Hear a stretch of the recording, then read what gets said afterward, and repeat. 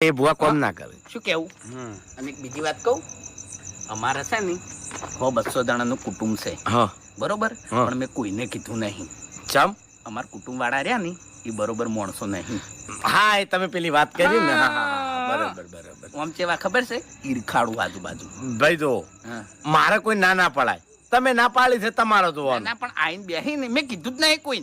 ના બરાબર છે ભાઈ. આઈને બેહી ને તો વાત હમી ના હેડે. સાચું સાચું. શું કેવું? વાત સાચી અને છે. મારે છે ને છેલ્લા 5 વર્ષથી તકલીફ છે. એવું? કર્મો ગળાની ચોગન 1 રૂપિયો રહેતો નહીં મારે.